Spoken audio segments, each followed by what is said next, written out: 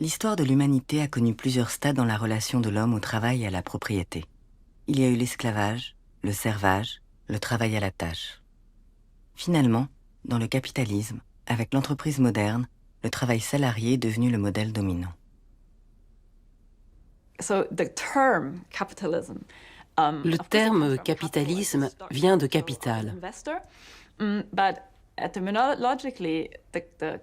Étymologiquement, le caput est un vieux terme pour propriété qui renvoie au cheptel, à la propriété du bétail.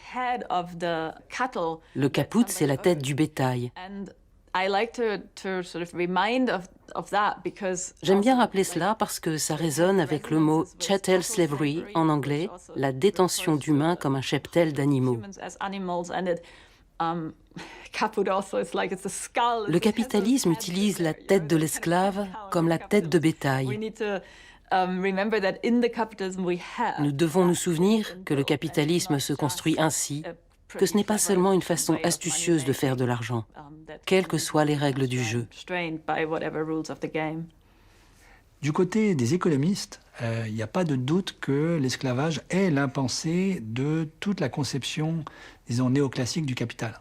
Le capital, fondamentalement, à l'origine, ce sont les esclaves. Donc, au XVIIe, au XVIIIe, quelqu'un qui a du capital, c'est quelqu'un qui a des esclaves. Et si on regarde la manière dont les économistes néoclassiques aujourd'hui conçoivent le capital, au fond, si vous transférez, enfin vous traduisez capital par esclave en permanence, vous arrivez à des choses très intéressantes qui correspondent bien à ce qui a été vécu et ce qui est encore vécu en partie aujourd'hui. Donc c'est pas du tout impossible que ce soit l'esclavagisme qui soit cette espèce de fantôme qui hante l'impensé de la conception, disons, contemporaine, néoclassique, et de la propriété privée et de l'économie.